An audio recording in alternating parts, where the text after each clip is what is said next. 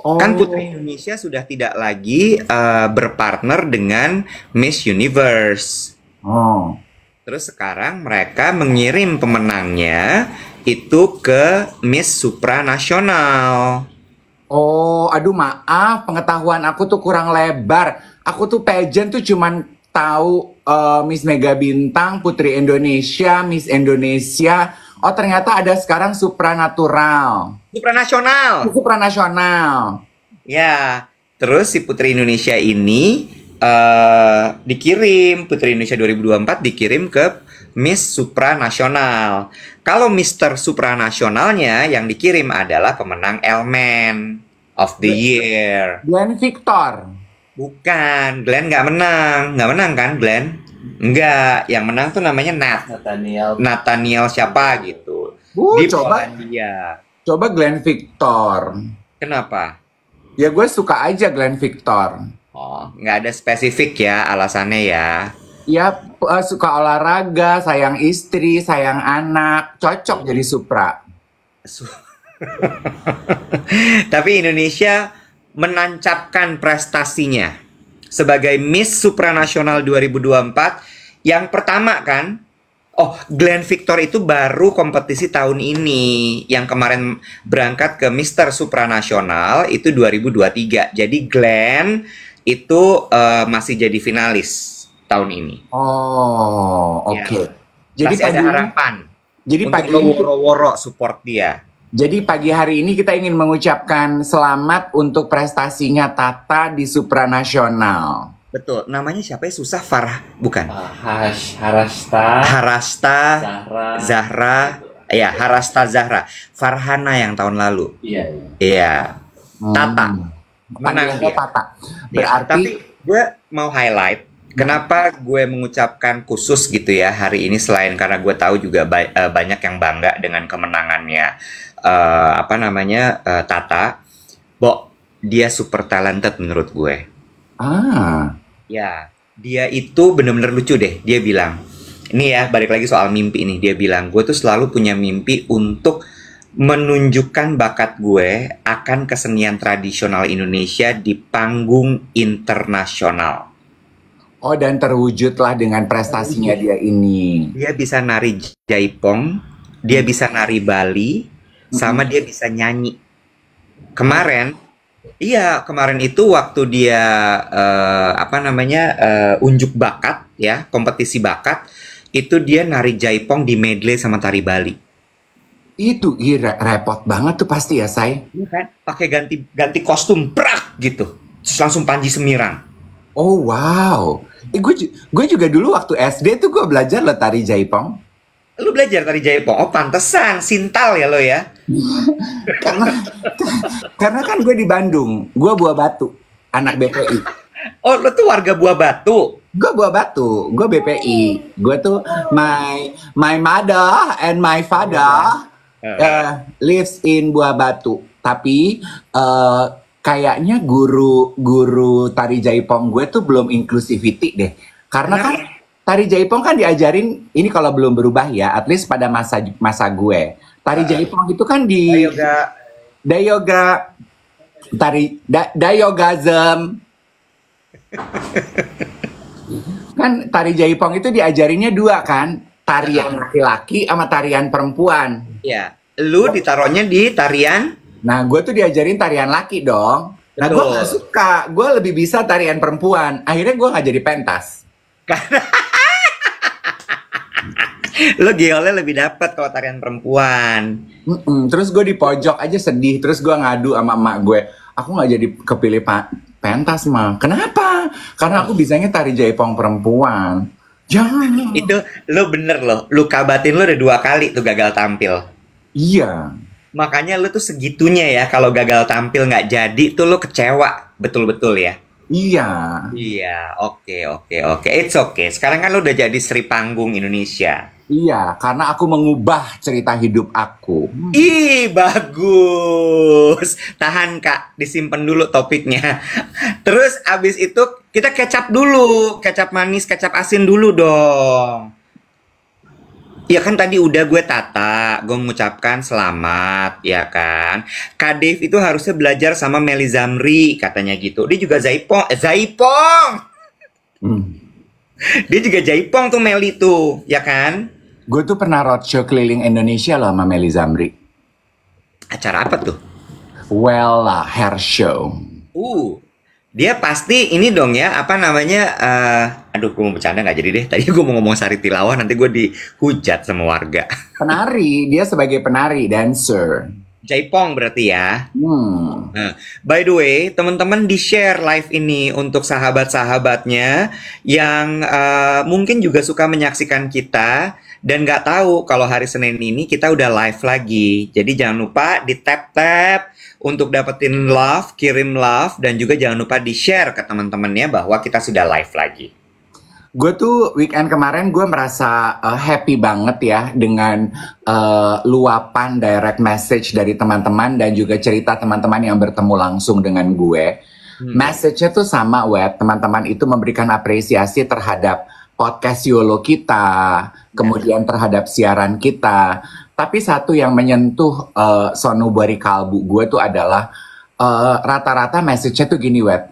Kak, makasih ya dengan siaran pagi kakak, dengan podcast kakak tuh menemani hari-hari aku. Ada yang lagi kuliah di luar negeri, ada yang nemenin suami tugas, ada yang belajar S3 di luar negeri, terus kesepian gak punya temen. Sama rata-rata banyak juga di Indonesia yang sebetulnya menikmati kebersamaan siaran pagi kita itu through their difficult and darkest moment in life. Gitu. Jadi mereka merasa kayak punya teman gitu loh, Wet. Pagi-pagi ada yang teman ngoceh, teman yang kayaknya kok suaranya familiar, topik bahasannya bisa ketawa-ketawa, tapi kadang serius, tapi banyak kali hampa gitu. Dan mereka tuh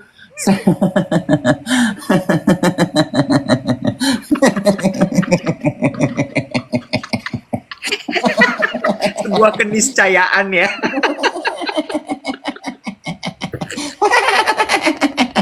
Lu takut ketawanya. Ketawa lu nakutin. Jangan karena gitu. gue suka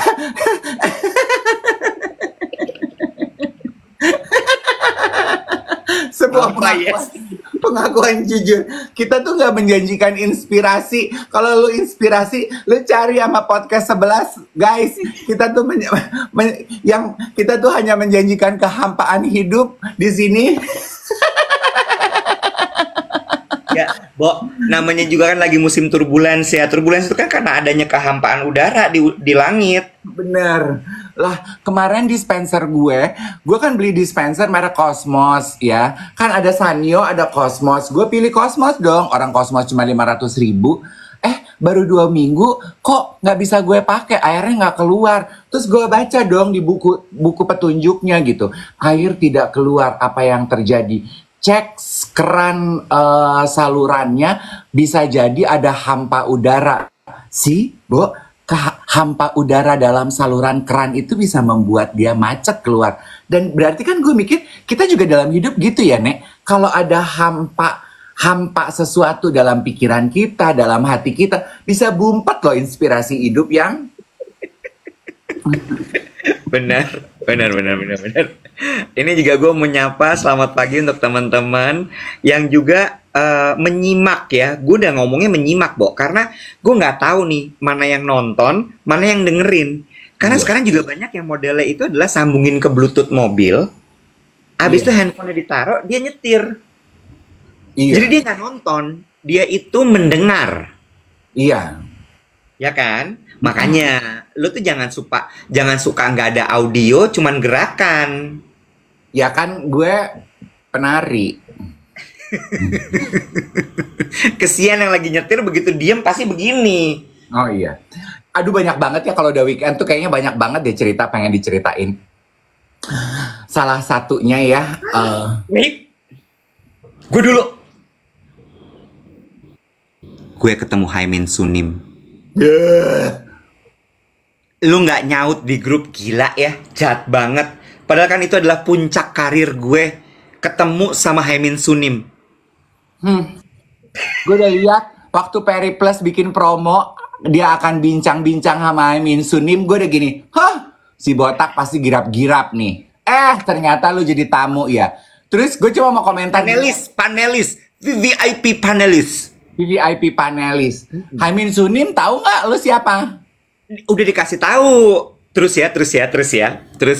Ya dia nggak tahu lah gue siapa, Bo. Gue itu kan hanyalah debu-debu apa kosmik di dalam alam semesta ini buat dia. Ya udah pasti. Iya kan? Tapi ya, ini emang bener-bener sih. Ini harusnya ya, maksud gue gini, ini sebuah ironi. Ketemu dia kan harusnya apa adanya aja dong ya, Bo. Namanya juga Haimin Sunim gitu ya. Tapi pas udah buka laptop tuh ya, zoomnya nyala gitu, gue gini. Tanya apa nih gue? Nggak boleh nih pertanyaan gue standar. Terus gue udah mikir, nih pasti orang-orang semua nanyanya apa yang ada di bukunya. Iya dong? Iya. Iya kan? Semua tuh pasti ingin mengkaji dari kalimat-kalimat. Semua pasti udah nyiapin quote-quote-nya dia untuk ditanyakan apa maknanya segala macam. Gue tuh masih gini, anjir gue mau ambil quote yang mana? Tapi di detik-detik terakhir, terus gue mulai gini, gue memutuskan untuk gue tidak menanyakan apapun dari bukunya. Tidak Fulgoso, tidak gue tanyakan. Baik. Ya, iya dong. Karena buat apa?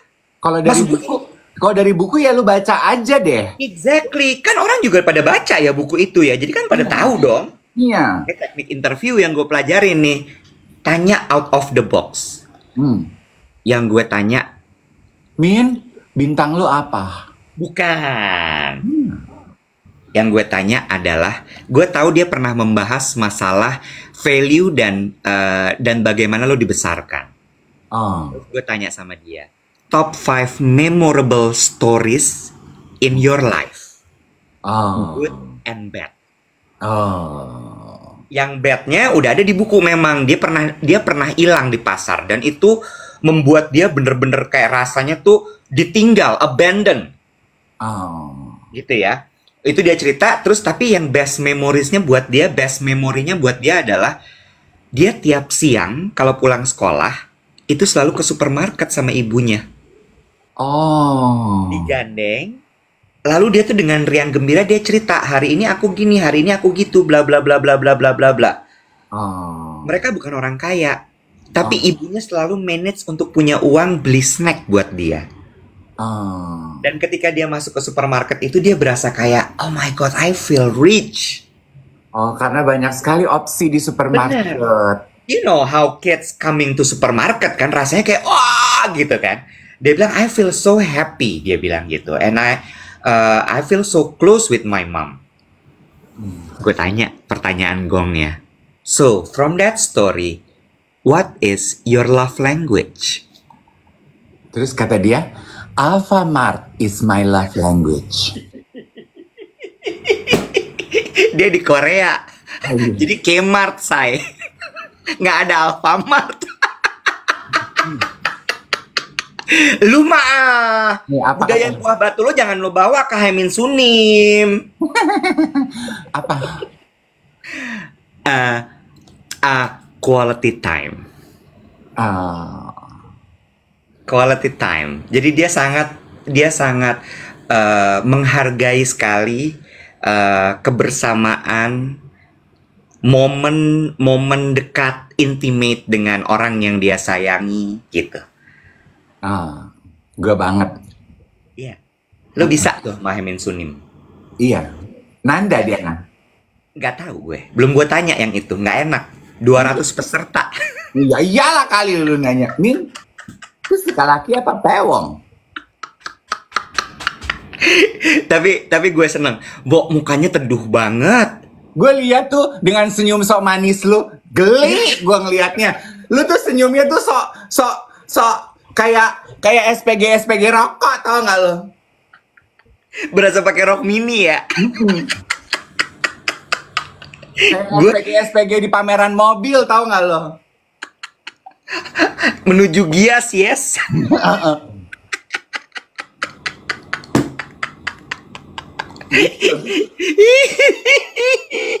Teduh deh, muka lu tuh diteduh-teduhin gitu. Ya kan, gue berusaha mengimbangi dia tuh mukanya teduh banget, kayak pohon beringin gitu. Nah, lu berasa diri lu pohon beringin, tapi senyum lu tuh pohon karet kebo, say, nggak usah jadi pohon. beringin? Who do you think you are? Berani lu saingan sama pohon beringin. Lu tuh pohon karet kebo. Hidupnya di pojokan. Gitu loh. Senyum lu tuh plastik kayak daun karet kebo, lu tahu? Mana ada lilinnya.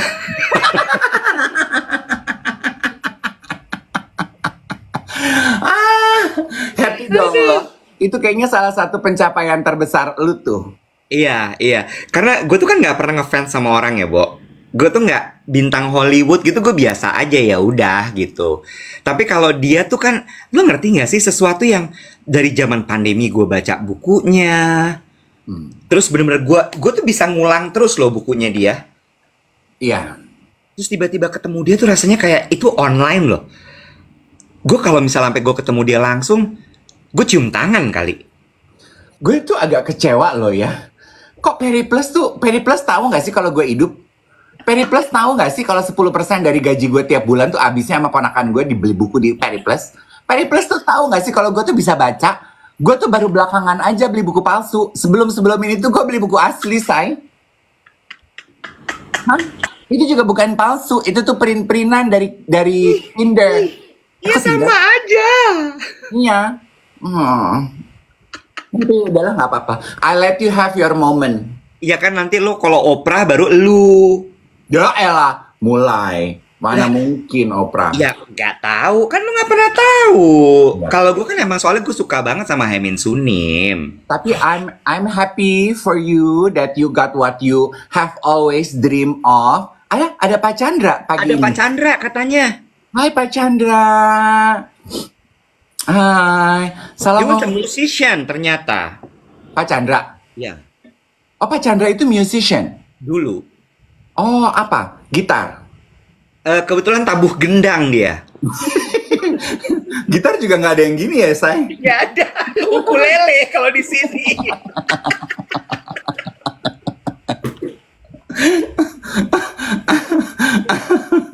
Salam puyeng Pak Chandra ya. Aduh, so happy to have you Pak Chandra. Kapan-kapan kita makan di warung Pak Chandra lagi.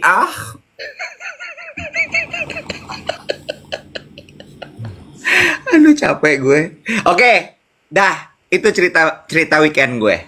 Terus gue cuma pengen tahu ini menutup obrolan lu bersama Hamin Sunim. Iya. Dari pengalaman itu, what did you get from it? Gue udah tahu ya lo akan nanya ini. Gue udah tahu lo akan nanya ini. Tapi terus terang ya, Bo. Karena gue sibuk dengan mempersiapkan pertanyaan gue nggak denger dia ngomong apa.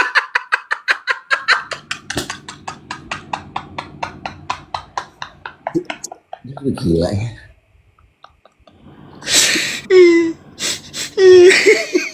Punya deh lo.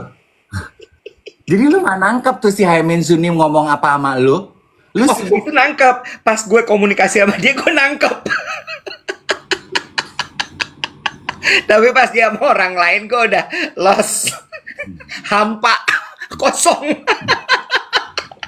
Lu tuh vibe lu tuh kayak mantan-mantan di pelaminan gitu ya. Udah yang penting I did my part ya. Udah deh selebihnya gue senyum-senyum aja. Iya. Gue lihat tuh senyum lu tuh gila, sok zen banget nih si karet kebo nih, kayak sok cantik banget nih si Iwet. Puyeng. Gue bener-bener udah nggak tahu. Gue nggak tahu.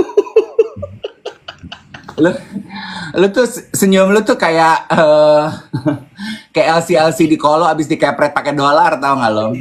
Gue coba tanya sama lo, kalau misal sampai lo ketemu sama Oprah, itu juga berantakan pasti semua lo. Ya gue enggak lah, gue mah acting cool. Oprah? Iya, gue bosen tanya. pas. Apa?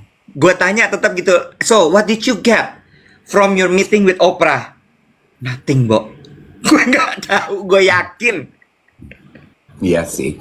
Memang starstruck ketemu orang yang kita suka dan kita ngefanin itu beda ya rasanya ya. Iya.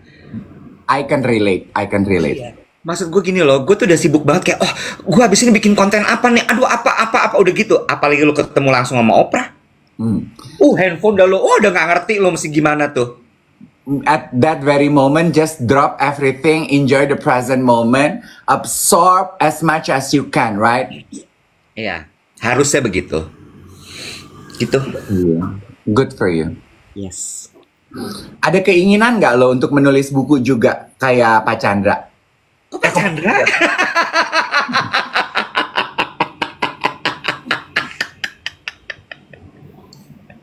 Kok Pak Chandra? Pak Chandra, kayak Haimin Sunim. Pak Sunim. Enggak. Okay. Aduh capek ya Allah. Menurut dugaan lo, Haimin Sunim bintangnya apa? Kan kalau orang Korea nggak main bintang-bintangan, Bo. Oh, masa sih? Kalau orang Korea tuh dia mainnya golongan darah. Lu ketawa sih emang bener. Oh, masa sih? Iya. Oh, gitu? Iya. Jadi kalau pertama ketemu gitu, misalnya dating gitu, nanyanya golongan darah lo apa? Iya. Oh. Iya. Sama nggak main weton berarti ya. Oh gitu, Nek. Sama MBTI itu juga. MBTI apa? Yang itu kayak misalnya NJT plus apa gitu-gitu. Itu ada lagi tuh, ada tesnya juga. Oh, kayaknya dia Virgo deh menurut gue. Kenapa? Virgo kan gitu kan, very earthy, very zen, very kayaknya tuh pemikirannya tuh ke dalam. Itu kayaknya dia Virgo. Dugaan gue Virgo. Ntar lu cek deh di Google. Menurut gue Leo sih. Leo? He's a Leo. Kalau Pak Chandra dugaan lu bintangnya apa? Aquarius. Sagittarius kata gue. Bisa sih, Sagittarius bisa. Iya, Ya? bisa. Pesonanya tuh Sagittarius ya? Iya. Ini Sagittarius atau Gemini? Coba, Pak Chandra bintangnya apa, Pak? Udah hilang Pak Chandra, lagi nyiapin masak itu gulai Chiang Mai. Iya. Nah, satu juga yang gue mau tanya sama lu, Nek. Gue akhir pekan kemarin, ya, dari waktu di Bangkok sebenarnya gue udah nonton setengah, terus setengahnya gue lanjutin di sini. For all time sakes aja, gue nonton film di Netflix, Beverly Hills Cop. Oh my god, Hah? that itu film tua banget. Iya, 80-an yang pertama. 1984. Oh, Pak Chandra Libra. Lu tau dari mana? Tuh ada yang nanya, ada yang bilang Pak Chandra Libra. Tahu dari? Ini kacang ijo tuh Pak Chandra. Nggak tahu. Oh my god. Anyway, Beverly Hills Cops, Eddie Murphy kan? Eddie Murphy. Gue tuh nonton itu karena gue lihat snippetsnya kan. Terus gue pikir, gue nunggu pas gue di Bangkok udah kelelahan di apartemen. Gue dapat preview duluan nih dari Netflix. Gue nonton dong. Sok banget. Apa? Kalau sok banget. Ya, lu boleh ketemu Haimin Sunim, gue boleh dong dianggap VVIP sama Netflix. Gila lo. Jadi lu nonton duluan tuh? Gue nonton duluan, tanggal 3 gue udah nonton di Bangkok. World premiere. Yes. Tuh, ada Goof. Terus, Nek, gue dikirimin jaket sama Netflix. Kebalik.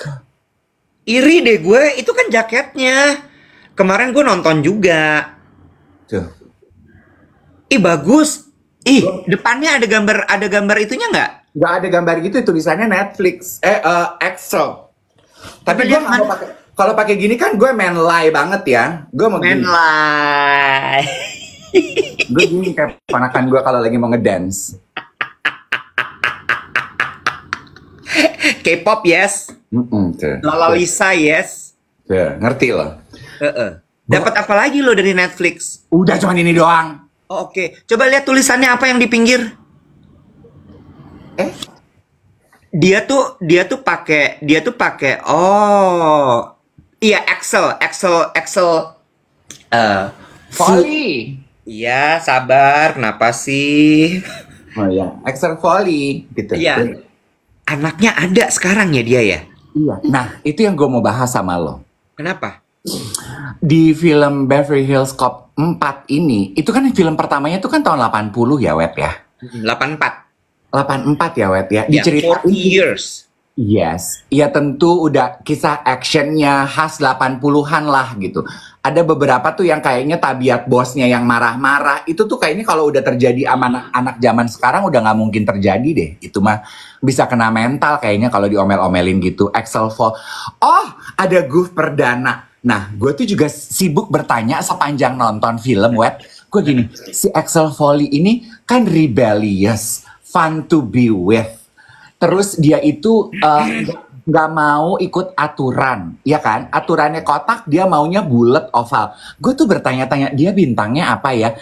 Ada Goof perdana, gue mau ajak Goof perdana live. Tadi Goof bilang katanya Axel Foley itu bintangnya adalah Taurus. Menurut gue enggak loh. Hah? Menurut gue enggak. Taurus tuh gambarnya apa ya? Banteng. Oh iya, kita Hai, tanya. Goof. Oh my god, hai. Bentar aku Good nyalain. morning. Morning. Bentar. Aku nggak pernah live Jangan lagi. bilang kamu nggak bisa nyalain kamera. Bisa. Oh my god. Kalian kok pada pakai jaket semua? Aku tadi mau protes kayak emang Kak Dev dong yang punya. Sorry, aku juga punya. Sorry banget. Thank you Netflix udah ngirimin ini juga. Kan? Udah pada nonton kayak Karena aku pergi dulu ya guys. Oh jangan dong. Jangan dong, takutnya ntar digantikan siarannya. Gak bisa. Kalau sama kamu jadinya duguf nanti. Jadinya agak dugong ya ininya ya. Agak dugong nantinya. Ya ampun, aku senang sekali. Ih sebel deh. Gua nggak pakai jaketnya. Gak apa-apa. Anggap aja lu figuran yang lewat-lewat di belakang filmnya gitu loh, Nek. Oh benar.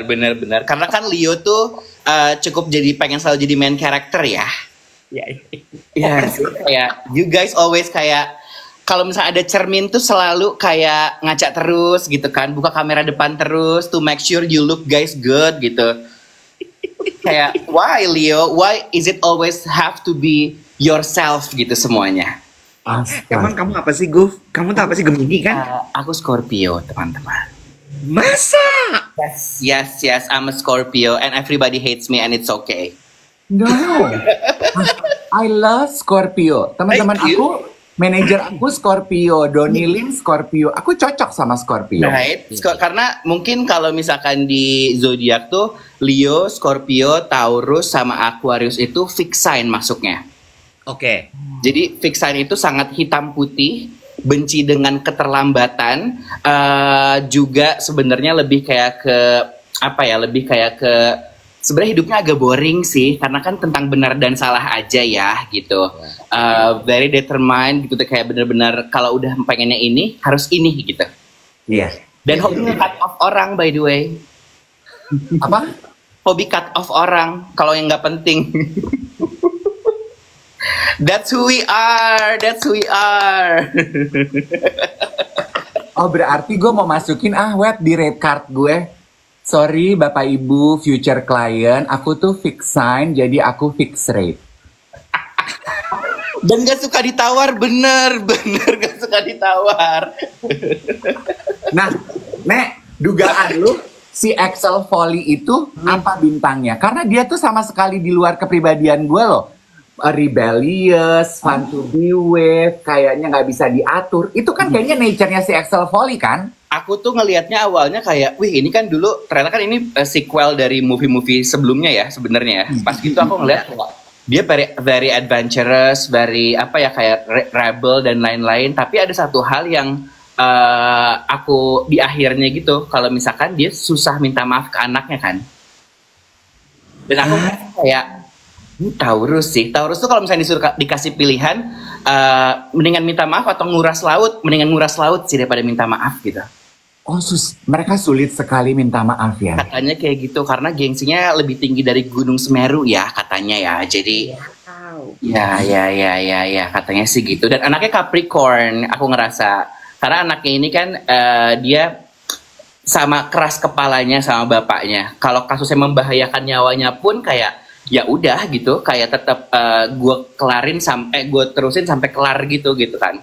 Terus anaknya juga nggak mau minta maaf juga tuh si Capricorn, tapi akhirnya gara-gara satu kejadian udah deh jadi ini aja jadi baikan aja deh gitu. Tapi ya gitu aja tetap gengsi gitu.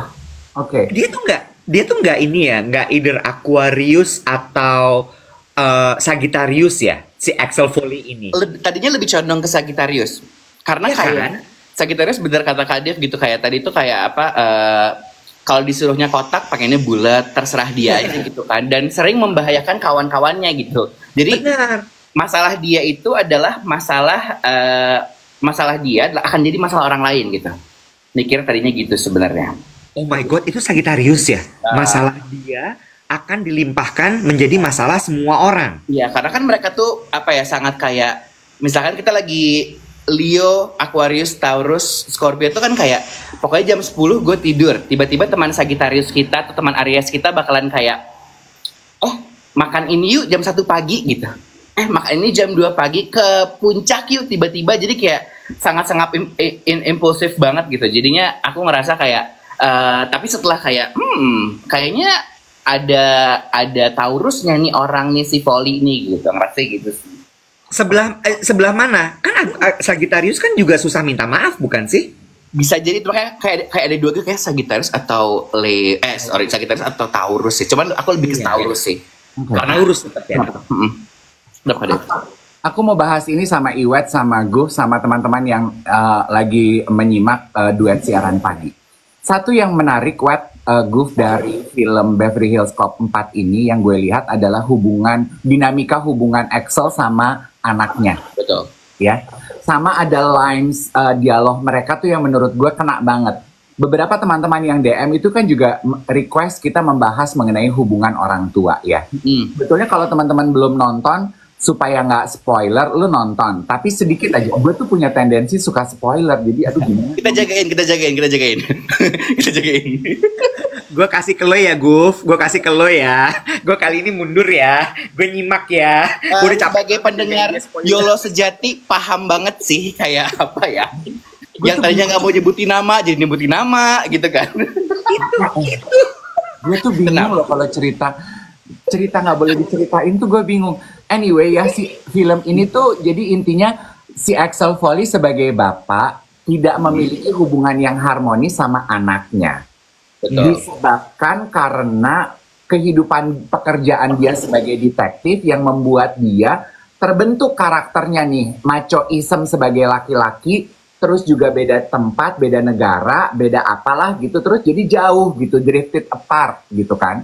Nah, terus ada satu lines kalimatnya yang menurut gue kena banget gitu ya. Dia tuh ngomong sama anaknya, Jack, Bo, gue lupa nama anaknya siapa. Aduh.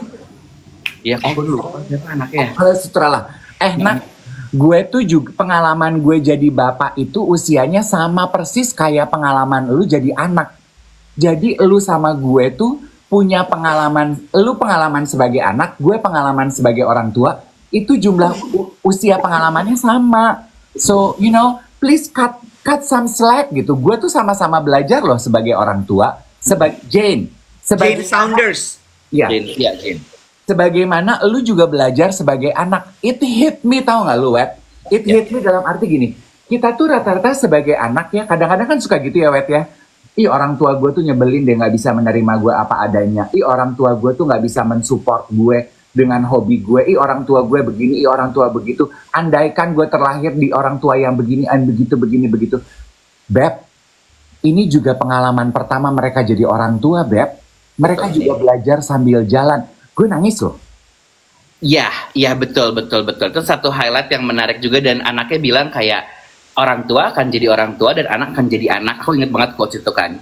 Dan ini tuh cukup relate sama beberapa, aku bisa bilangnya meme kali ya. Ada beberapa meme yang keluar setiap kali ada video ibunya tuh lagi selfie di satu gedung atau apa gitu. Dan sebagai anak kan terkadang, apalagi mungkin di yang umur 20-an gitu kan, akan melihat kayak, kenapa sih nyokap gue norak banget, ibaratnya gitu kan. Tapi captionnya, it hit me hard, karena captionnya bilang kayak, this is, sorry ya agak sedikit berisik ya.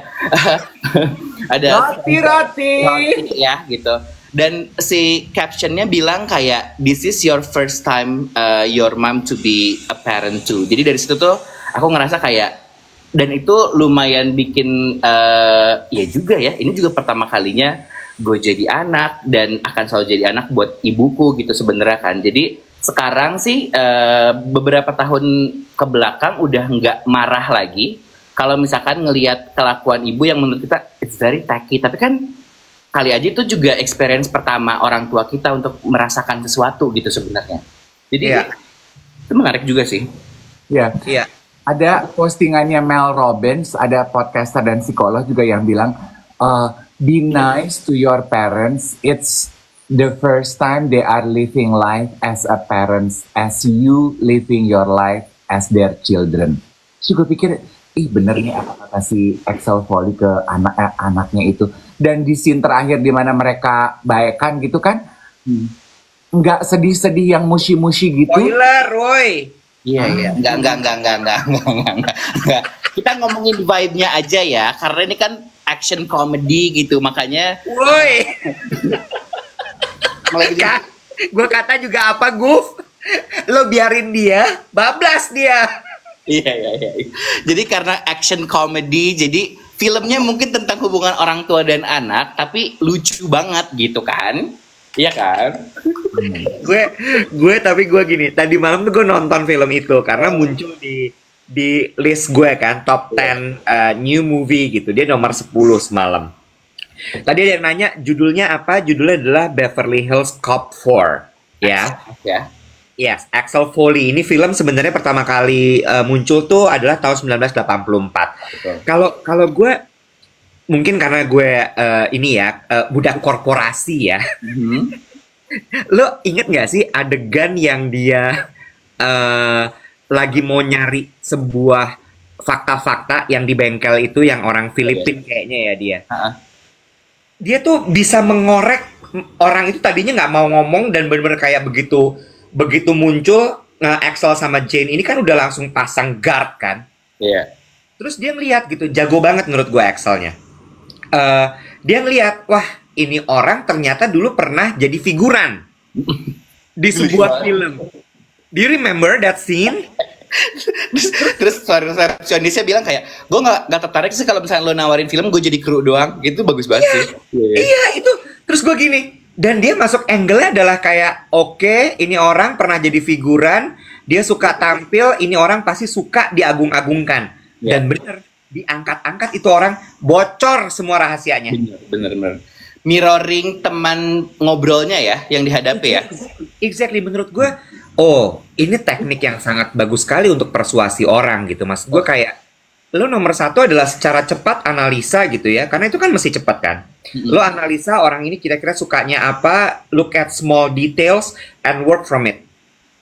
Ya, betul. It's amazing. Sama menurut gue ya critical thinkingnya Jane sama Axel ini menurut gue luar biasa sekali. Iya sih, benar sih. Amazing. Gue tuh mau cerita ya sesuatu Lu juga. Gak mau nanya dulu sama Guf. Kalau Guf apa yang paling diingat? Oh iya. Nggak apa-apa. Jangan.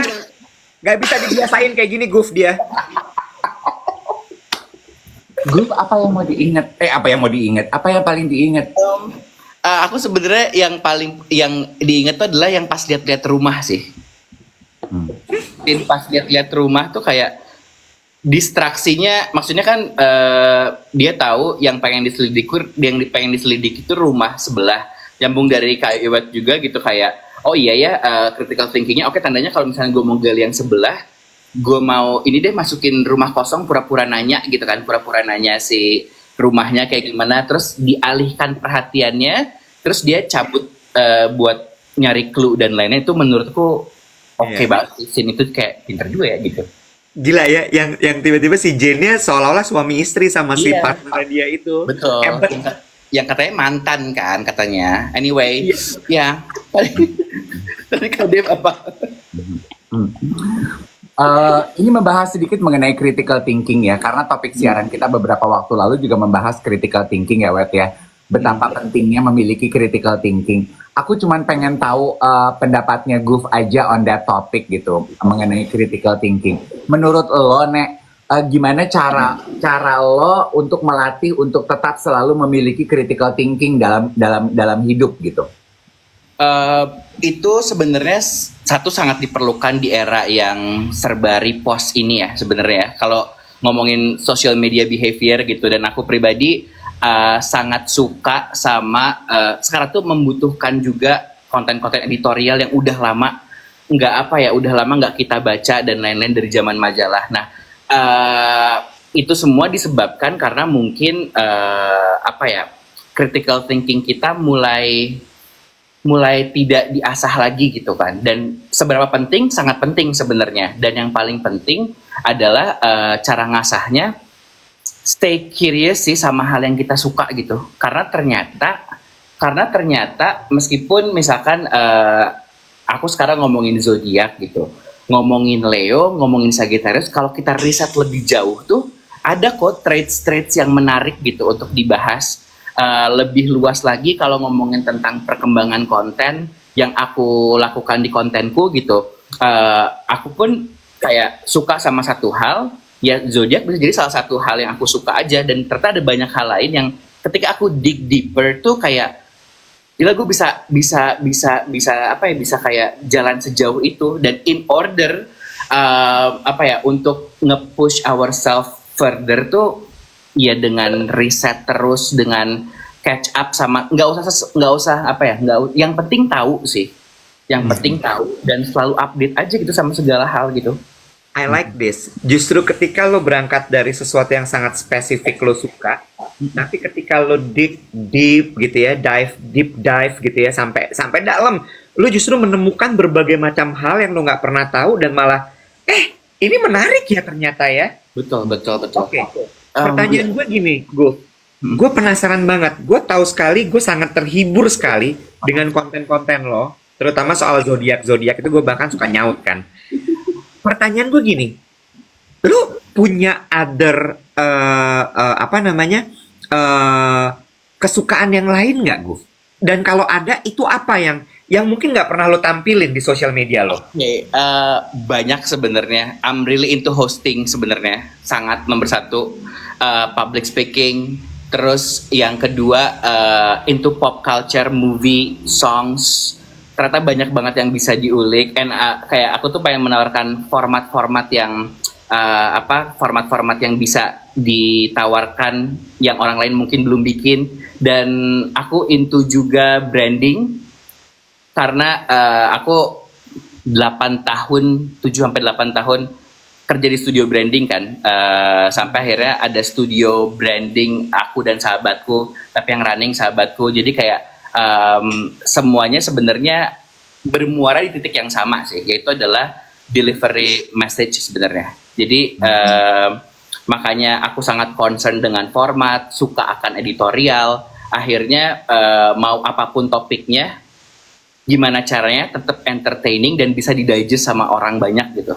Because I'm really into pop culture banget sebenarnya gitu. Jadi sekarang ya mungkin kayak misalnya kalau ngomongin sedikit media kayak to entertain, to inform, to apa gitu. Tapi pada akhirnya semuanya harus entertaining sih zaman sekarang. Dengan time span yang kita punya yang sependek itu, gimana caranya bisa tetap dinikmati si kontennya gitu. Gitu sih. Kamu udah di Jakarta kan sekarang, Guf? Udah di Jakarta.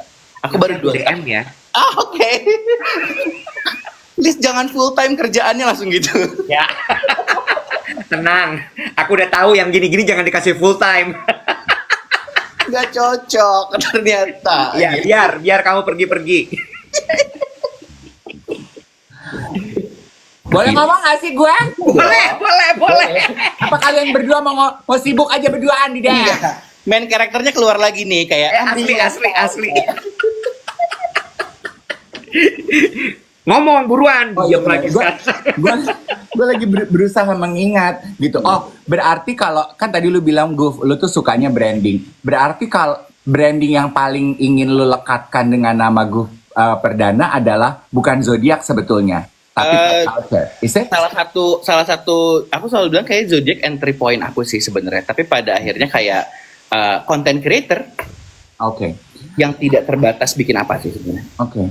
Aku suka yang di mention Guf tadi ya teman-teman ya, bahwa curiosity. Kan tadi gue nanya, Guf gimana caranya melatih critical thinking? Buat teman-teman yang pengen melatih critical thinking juga, supaya kita bisa pemikiran yang tajam selalu gitu ya. adalah melatih curiosity. I like that. Dan itu sebetulnya semua orang punya. Kita kalau lihat sesuatu that pique our interest tuh kita punya a sense of curiosity. Tapi yang jarang kita miliki adalah keinginan untuk menggali lebih dalam. Seperti yang tadi Guf bilang. Gue ada satu interviewnya Eddie Murphy setelah nonton si film Beverly Hills Cop itu ya, gue ngeliat gila si Eddie Murphy does not age. Terus apa sih yang membuat dia itu tetap bisa relatable? Umurnya kan udah gak muda, Jack. Betul. Terus ada satu interviewnya dia ya, sutradaranya bilang yang membedakan Eddie Murphy as an actor dan comedian sehingga dia masih bisa tetap menjadi Eddie Murphy adalah his sense of curiosity, Web. Oh, I like it. Yes, his sense of curiosity. Jadi walau dia sudah memerankan tokoh Axel Foley ini kan ini aja udah 4 dan 3 sebelumnya itu jadi icon pop culture loh. Kayaknya kalau dipikir mengenai curiosity dia udah bisa jadi jago nggak sih? Gue udah nggak perlu research, gue udah tahu karakter ini mau arah kemana. Dia kentut aja gue yang nyiptain kentutnya kayak apa, Beb gitu. Iya nggak sih? Lu udah bisa jumawa, gue udah gak perlu curious lagi, gue udah gak perlu research, I did my homework dan it pay off, berhasil, Udin. Iya. Dia gak berhenti dan itu yang membedakan dia sebagai karakter, itu yang dipuji oleh sutradaranya. Dan menurut gue I learn a lot from that. Stay curious itu menurut gue penting sekali. Tapi ya Guf, yang gue penasaran gini, did you enjoy the movie? I mean, gini, itu kan film tahun 84 ya, Guf? I don't think you were born at that year. Of course, ya. Ya. Kayak God even didn't plan me yet waktu itu ya. Yes. Kamu lahir tahun berapa, Guf? Aku 93. Oke. 11 tahun kemudian. Yeah. Pertanyaan aku gini, did you enjoy the movie? Did you still enjoy the movie? I did. Karena ada satu, makanya ini ya, maksudnya sebuah karya dengan format panjang tuh, apalagi maksudnya di kayak si Axel Foley ini sebenarnya tetap ada tingkat relevansinya sih menurutku di aku. Yaitu adalah ketemu sama, misalnya Axelnya kan masih stuck di tahun 80 katakanlah kayak gitu. Mungkin film 94 ya setauku ya. 84 gitu kan. Ya. Terus dikasih sama anaknya ini, yang bikin aku relate adalah dia berani berbicara akan feelingnya terhadap ayahnya gitu. Jadi menurutku itu yang relevannya di situ sih, karena kalau misalkan nih anak di tahun 80-an pasti iya aja nih gitu. Iya. Maksudnya kan mungkin zaman dulu kita belum apalagi di budaya Asia gitu ya, mungkin nggak ada obrolan kayak how to build the relationship with your parents, karena apapun kayak iya aja, atau kalau nolak pun rasa bersalah. Tapi karakternya di sini tuh bahkan si anaknya sampai ganti nama belakangnya kan. Ya. Itu merupakan sebuah kayak ya sebenarnya nggak baik juga memutuskan gitu, maksudnya memutuskan tali silaturahmi dengan ayahnya, tapi akhirnya ada conversation yang menurutku penting banget, dan itu perlu kita lakukan juga gitu dengan orang-orang terdekat, apalagi sesederhana mengutarakan isi hati anak ke ayahnya gitu sebenarnya. Dan itu banyak sekali yang relate di situ sih sebenarnya, kayak iya ya, gue pun belum bisa selugas itu untuk berbicara tentang apa yang dirasakan dari point of view seorang anak ke orang tua gitu. Nah, itu juga. Sebentar, gue kesel banget. Ini ada Lunar bilang gini, Iwan nggak punya jaket baseball yang sama ya? Iya, ngapa? Karena dia bukan baseball. Ya, nggak main baseball, kita kan main baseball ya. Cheers ya, cheers baseball. Aku baseball tapi aku anak Siantar. Lanjut. Iya. Gue suka itu. Gue suka relevansinya. Mungkin ini teman-teman banyak yang bisa relate apa yang dibilang sama Guf gitu ya, bahwa anak-anak zaman sekarang itu kan jauh lebih lugas menyampaikan perasaannya, pikirannya gitu.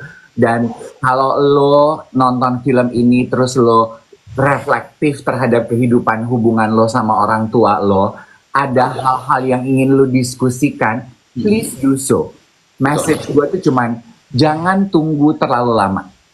Tapi gue suka ya, gimana Beverly Hills Cop 4 ini muncul kembali. Tadinya gue tuh sempat gini, oke, ini film lama, akankah dia bisa sukses?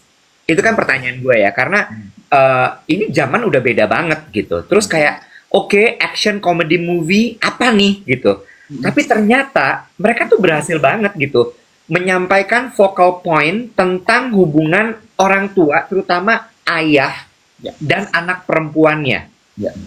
It's amazing. Dan menurut gue kayak, oh ya, bener yang gue bilang tadi, ini Gen Z related banget. Betul. Spoiler! Gue nggak tahu sih lu spoiler apa enggak, cuma gue pengen ngomong gitu.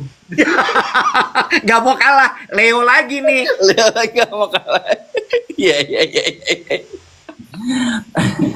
Sama satu ya, at the end of the day ya. Ini supaya gue nggak dikatain spoiler. Lu boleh empet sama orang tua lu boleh kesel sama orang tua lu boleh merasa bahwa now you are in a strange relationship with your parents. Apapun yang terjadi, when the time come and chance present itself, satu-satunya orang yang rela berkorban hidup dan mati buat lo itu mungkin yang pertama itu orang tua lo. Betul. Yes. Ya. Gue setuju. Kalau unconditional love sejauh ini karena aku datingnya selalu gagal, orang tua sih yang selalu kayak katanya kalau nyari dating tuh kayak iya pada ninggalin, tapi yang stay ya family sebenarnya. Oke. Aku pengen tahu ini dong, Guf, dalam kehidupan lo, apa menurut lo pengorbanan terbesar yang orang tua lo berikan kepada lo sebagai anak? That's a good question. Good question kan? Gak ada najis. lo dari tamu-tamu lo yang lo bacain kartu. Oh my god, amit-amit timbang cuma nanya sama Guf aja lo masih kompetisi. Ih, gelai. That's a good question. Pengorbanan terbesar sebenarnya memperjuangkan menyekolahkan sih. Dan sebenarnya lebih detailnya lagi adalah pengorbanannya adalah orang tuaku menyuruhku memilih apa yang aku mau. Itu menurutku privilege paling besar di hubungan keluargaku sih sebenarnya. Aku sesederhana milih IPA IPS, diserahin ke ibuku, diserahin ke aku pengen jurusan komunikasi. Ya sudah, terserah. Pemilihan pekerjaan pun gitu. Maksudnya masih banyak yang bilang kalau misalkan kayak ya I grew up with kayak freelance world gitu ya, sebenarnya dari dulu pernah full time juga, dan ternyata nggak bisa dipaksakan. Ibuku juga tidak khawatir karena kata ibuku satu hal sih, apapun yang dipilih tolong tanggung jawab, itu aja. Sebenarnya itu merupakan menurutku sebuah bentuk, wah dia cukup legowo juga ya untuk kayak menyuruh anaknya untuk experiencing the world based on pengalaman dia gitu, dan itu yang akhirnya ketika ada satu hal yang ada satu hal yang nggak setuju aku sama ibuku, dari situlah mulai kayak ya aku mencoba buat ketemu di tengah sih sebenarnya gitu, kayak aku punya pengalaman ini, ibuku pengalamannya segini gitu. Bukan jadi hal yang harus disombongkan ke ibuku bahwa gue lebih tahu dari lo, nggak gitu, tapi lebih kayak ke this is the knowledge that I have, knowledge ibu kan di sini, ibu ngobrolin kayak gini, bahkan di zaman sekarang seperti ini loh gitu. Jadi menumbuhkan mutual understanding between the generation gap sih sebenarnya, kalau aku ngerasa gitu sih gitu. Lucky you. You are very lucky. Thank you. Nah, I'm very grateful gitu sih sama hal itu sih sebenarnya. Meskipun buku tuh kayak nggak semodern itu sebenarnya gitu, nggak semodern itu, bahkan beliau juga, ya maksudnya kayak sosial media baru setahun ke belakang mainnya gitu, and she lives in a small city, jadi kayak and she never goes anywhere gitu. Tinggal di mana sih? Kamu tuh asal dari mana, Guf? Aku dari Purwakarta pindah ke Bandung. Sekarang pindah Jakarta sebenarnya gitu. Jadi ibu orang tua di Purwakarta berarti. Betul. Iya. Jadi kayak karena pengalaman ibuku sih dulu sedih kekang itu ya sama nenekku gitu. Jadi I love it how Groove point out pengorbanan terbesar orang tua Groove buat Groove tuh adalah ketika mereka memberikan dan mempercayakan Goof untuk menentukan pilihan hidupnya Goof. Walaupun mungkin mereka nggak bisa mengerti gitu ya. Contoh kecilnya, aku mau bekerja sebagai content creator. Mungkin buat orang tua Goof, apaan sih Bo content creator? Tapi mereka belajar untuk, ya udah, I have trust in you for you to go and live your life by your choice. I love it. Aku mau nanya. Sorry. Kalau acara-acara Indosiar dan saat ini hadir di studio. Udah datang ibunya. Langsung Berangkat ada Kanunu yang lagunya ini ya, yang lagunya agak sedih ya, Kanunu ya. Iya. Atau Dian HP ya. Ketebak ya. Tapi aku penasaran gini, Guf. Gimana kamu dibesarkan waktu kecil? Maksud aku gini, aku selalu penasaran gitu ya, ngeliat orang udah kayak sukses, hebat, kayak kamu gitu. Tapi waktu kecil tuh kayak apa kamu dididiknya? Sampai kamu bisa eksplorasi, kamu curiosity-nya selalu tumbuh, kamu jadi jiwa yang bebas banget. How? Sebenarnya sangat orang tua aku cukup religius ya, gitu kayak jam 6 ngaji, ngomong kasar, dicabein mulutnya.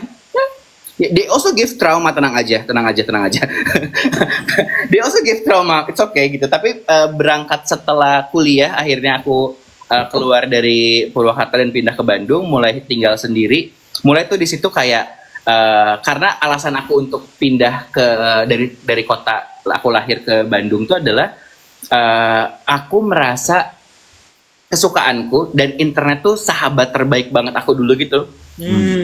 Kayak I love fashion, terus dan di kota kecil seperti itu kan tidak apa ya, nggak banyak yang interest, bahkan kayaknya nggak ada saat itu kan, makanya kayak yaudah kayaknya gue harus pindah ke Bandung dulu deh buat ngomongin ini gitu, buat ada teman ngomongin ini gitu. Terus akhirnya sebenarnya lebih hubungan sedewasa ini katakanlah baru terjalin mungkin 5 tahun ke belakang ya Kak Iwet ya gitu. Ya setelah I went to therapy, setelah dan lain-lain. Jadi kayak sebenarnya tidak dan aku baru menyadari privilege yang tadi aku sebutkan gitu sebenarnya. Terlihatnya memang secara bentuk gaya komunikasi tuh nggak se-film bule itu kok gitu. Yang kayak ngerti kan? Maksudnya kayak nggak yang di meja makan ngobrol so how was your day, nggak gitu kok, nggak gitu. Sunim yang pergi ke supermarket pulang sekolah gandengan nggak? Aku pulang tuh malahan ibuku menjauhkan dari supermarket karena takut jajan kan gitu. Jadi kayak jadi akhirnya setelah 5 tahun ke belakang baru menyadari bahwa kayak hal itu tuh menjadi privilege, dan sekarang mulai kayak mendewasakan diri untuk kayak kalau nggak ngerti tanya yuk gitu. Kalau ada yang nggak ngerti jelaskan yuk gitu sih sebenarnya. Aku mencoba untuk, and I'm still working on it gitu. Nggak se-perfect cerita yang tadi aku sebutin juga sih sebenarnya. Tapi sebetulnya yang gue sampaikan itu sama persis dengan apa yang terjadi di film, dan it work on any relationship. Hubunganmu dengan orang tuamu jadi membaik because both parties put the effort into it. Apapun gak akan jadi apa-apa if you don't put any effort into it. Betul. Lu cuma berharap nanti dia akan membaik hubungan lo dengan orang tua lo dengan sendirinya. Gak akan, it won't happen. It won't unless you put the effort. Yang menarik adalah sebenarnya dari film Beverly Hills Cop 4 ini, gue melihat bahwa ini adalah sebuah tontonan yang bisa ditonton oleh orang tua yang seumur kita, Dave, dengan anaknya. Oh iya. You know what? I mean, that movie itu rilis pertama kali 84, terus kemudian Beverly Hills Cop 2 bla bla bla sampai yang sekarang keempat. Mungkin yang anak-anak nggak relate gitu kan ya. Tapi ketika lo melihat ada Jane Saunders di sini, Taylor Page ada di situ, itu kan membuat dia kayak, oh wow, dia mewakili generasi gue dengan sangat articulate. Dia speak up banget, dia vokal dengan apa yang dia rasain, dengan apa pendapatnya dia. Dan menurut gue, Eddie Murphy mewakili angkatan orang tuanya yang masih kayak bingung-bingung. Ini apa sih anak ini? Right? Yeah. Ini kayak bisa jadi bonding moment banget kalau lo nonton film ini. Yes. Jadi buat orang tua, instead of lu ngejewerin anak-anak lu untuk ngasih tahu apa yang sudah lu lakukan dalam hidup mereka, stop it. Udah ajak nonton aja biar dia tahu sendiri. Udah gitu doang. Betul. Oke lah, Bu. Thank you so much. Kamu sudah mau ditodong. Terima kasih sekali lah. Aku yang happy kayak dari awal mungkin kayak 2 tahun yang lalu ya pertama kali aku tahu YOLO, terus aku bikin konten review yang aku bilang kalau misalnya kalau lagi dengerin YOLO tuh kayak denger om tante yang lagi main dan aku kayak nguping dan ini aku nggak bohong atau gara-gara aku lagi ngobrol sama kalian aja, tapi kayak aku merekomendasikan ke teman-teman yang lain. Kenapa? Karena obrolan kalian tuh very real and gak salty sih. Dan maksudnya kalaupun salty, because life could be that bitchy gitu. Jadi maksudku kayak aku belajar untuk vulnerable dari podcast kalian kok. Apa ya, kayak genuine review lah. Dan aku senang bisa nyampein langsung sih ke kalian sekarang. Thank you so much, Gu. Thank you so much. Thank you for your time ya. Yeah, sure. Terima kasih banyak. Teman-teman semua, thank you. Udah 8.19, kita ngobrol lagi besok. Enjoy the rest of your day, everybody. Blessings! Bye.